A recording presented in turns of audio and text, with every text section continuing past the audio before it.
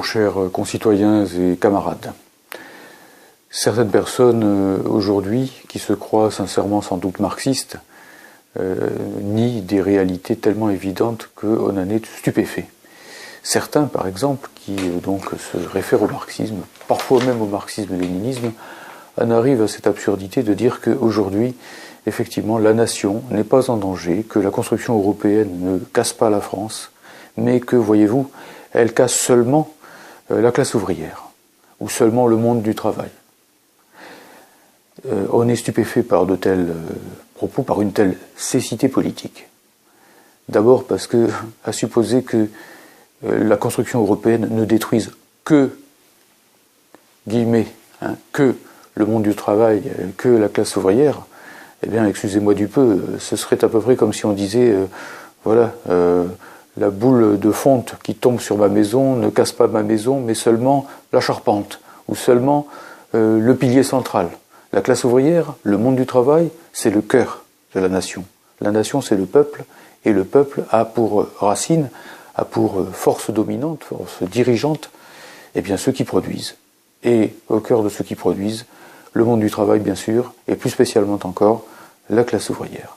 Donc, quand on détruit la classe ouvrière, et c'est bien ce que fait la construction européenne avec les délocalisations, les privatisations, la précarisation et toutes les formes de mise en cause des conquêtes sociales qui ont été acquises au prix du sang lors du Front populaire et surtout de la résistance antifasciste, eh bien, ceux qui font ça détruisent le pays, détruisent la France.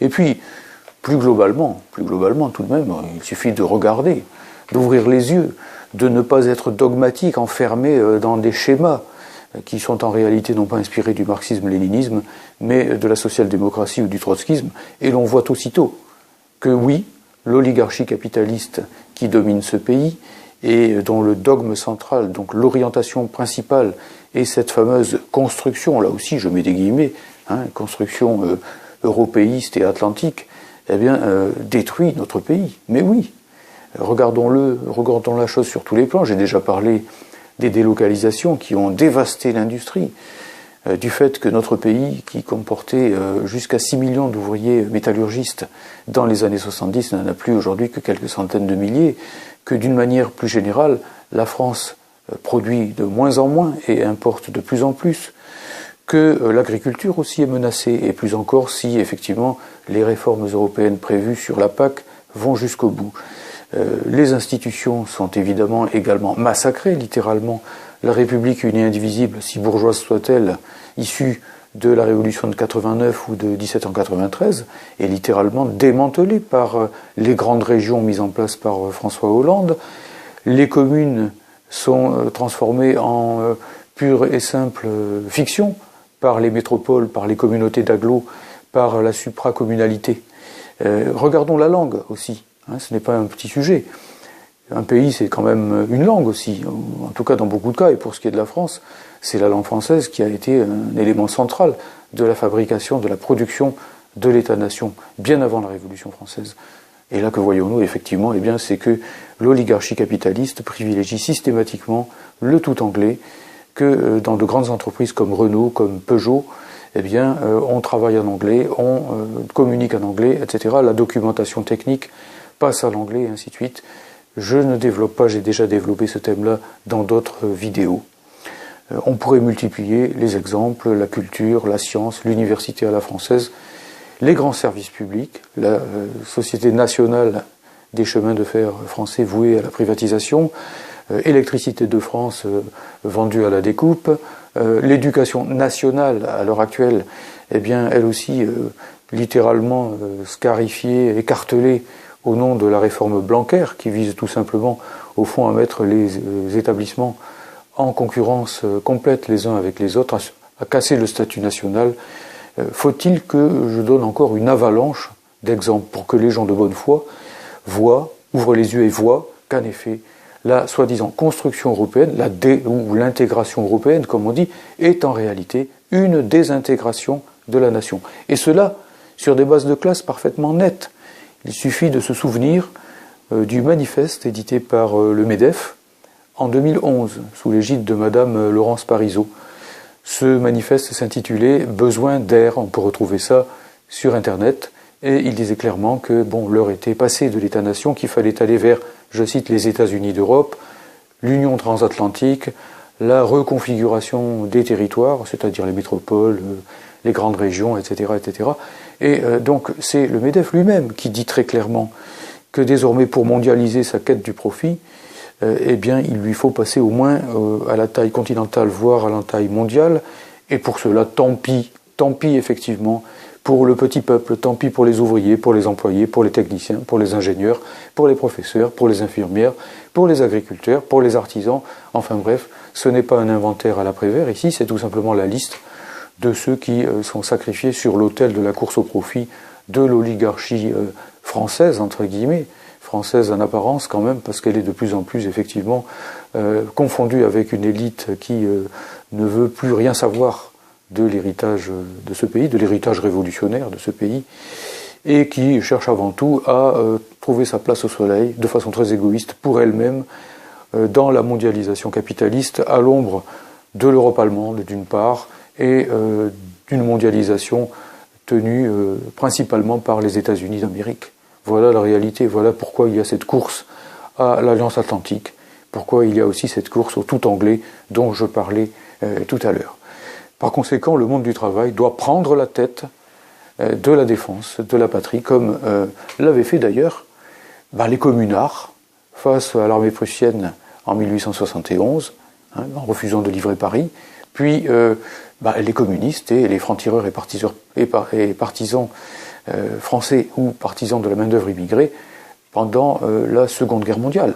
C'est bel et bien la résistance communiste qui a porté haut les deux drapeaux, le drapeau rouge des ouvriers et le drapeau tricolore, avec l'objectif effectivement donc de chasser l'occupant, de restaurer l'indépendance nationale. Et je rappelle qu'à l'époque, le Parti communiste français avait mis en place un large mouvement de résistance qui s'appelait le Front national de lutte pour l'indépendance et la liberté de la France, Front national dont le FN puis le RN des Le Pen, père et fille, a complètement détourné le nom et la signification. Mais ce n'est pas une raison pour leur laisser ce combat, tout au contraire. Tout au contraire.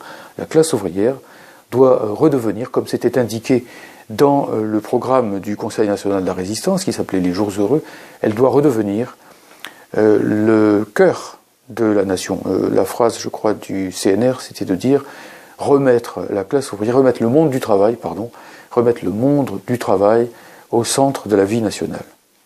Quel meilleur moyen pour justement rassembler autour de la classe ouvrière l'ensemble de la nation laborieuse, pour isoler le grand capital et, par conséquent, pour créer les conditions du passage au socialisme que nous, communistes, ne dissimulons pas vouloir pour notre pays, le socialisme, au sens véritable du terme, c'est-à-dire la socialisation des grands moyens de production et d'échange et le pouvoir des travailleurs. Voilà.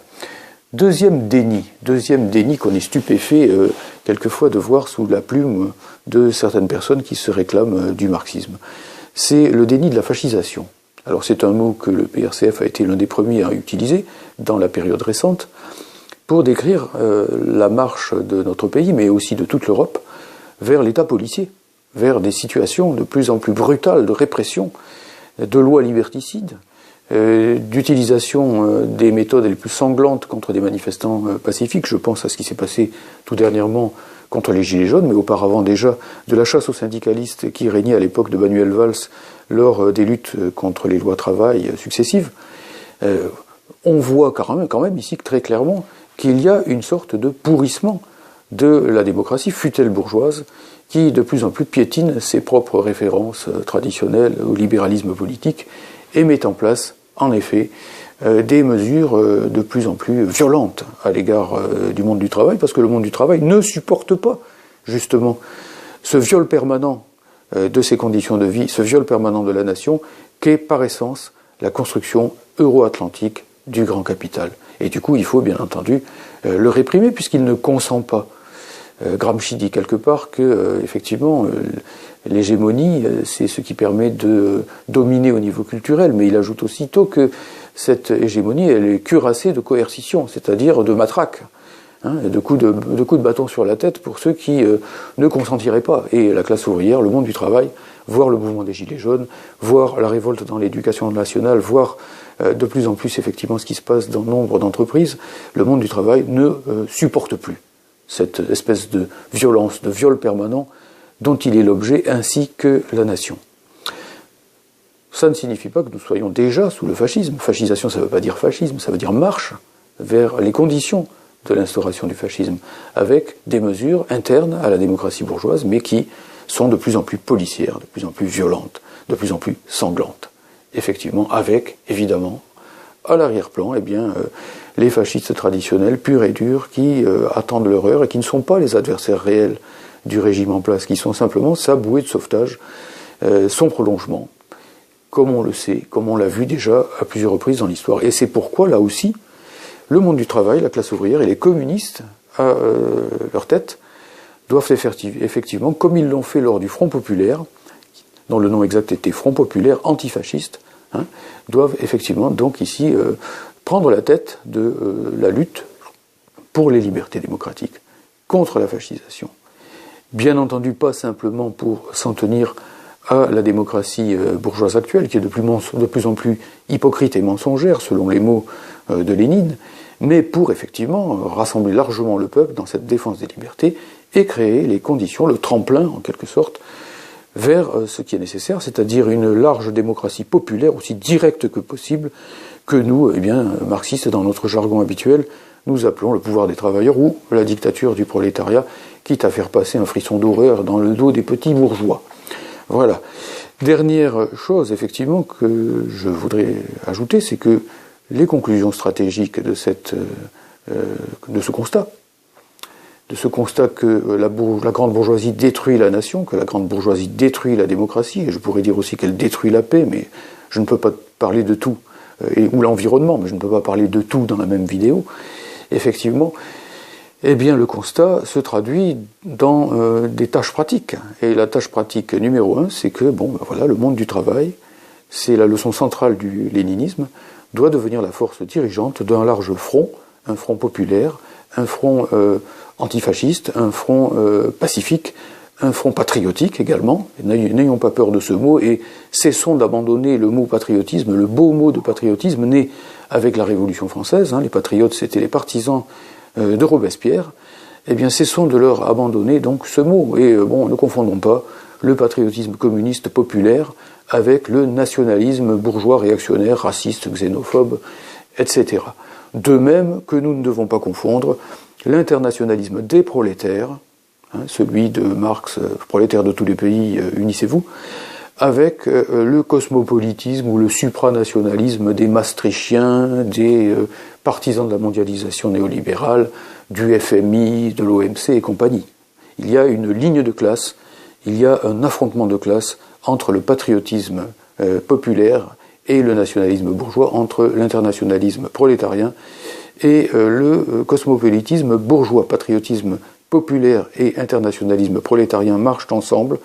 C'était l'unité des deux drapeaux que prônaient Jacques Duclos et Maurice Thorez lors du Front populaire, ou pendant la guerre, ou après d'ailleurs, et qui a présidé aux grandes réformes communistes de 1945. Mais aujourd'hui, tout cela doit aller bien plus loin, naturellement, que ce qui a pu être fait en 1945-47 dans des rapports de force donnés.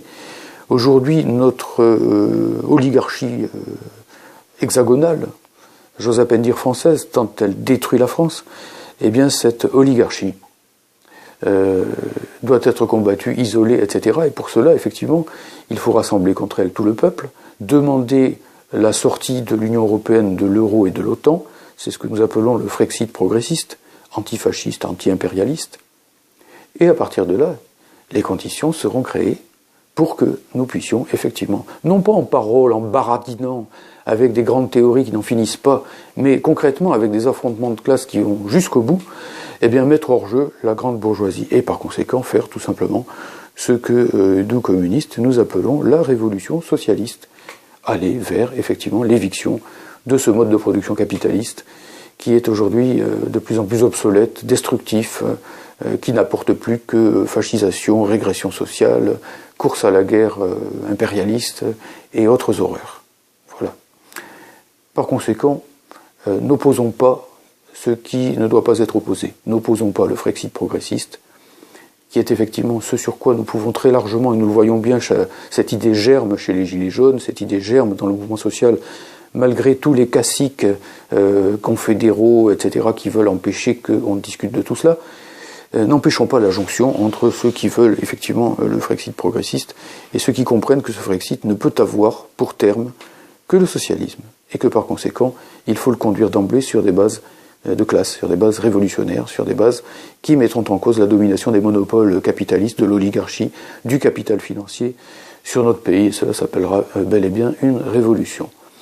Les choses ici ne se contredisent pas, elles se complètent. C'est la même dynamique, en quelque sorte, effectivement, c'est la visée du socialisme que nous voyons comme étant dans la foulée du Frexit progressiste. Sinon, on fait de grandes phrases pour s'opposer soi-disant aux nationalistes, pour s'opposer soi-disant aux racistes et aux xénophobes. Mais dans la réalité, on fait comme eux. Qu'est-ce qu'ils font, les nationalistes? Ils disent à tout prendre, peut-être à la rigueur le Frexit, mais surtout pas le socialisme. Et en face, on dit le socialisme, mais le Frexit, on n'en a rien à... Passez-moi l'expression, on n'en a rien à foutre. Eh bien, écoutez, les deux se rejoignent pour casser cette dialectique entre les deux points dialectiques, c'est-à-dire le fait qu'il y a une unité dynamique qui mène de l'un à l'autre. C'est ce que donc nous, militants du pôle de Renaissance communiste, nous proposons très clairement.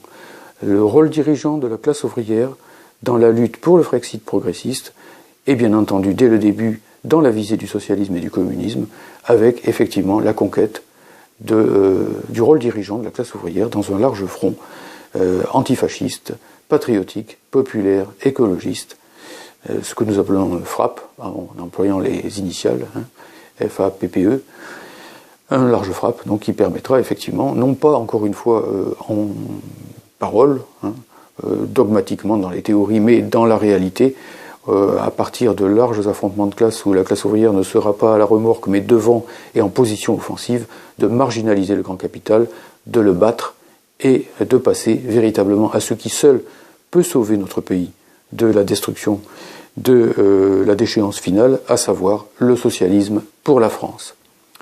Je vous remercie de votre écoute.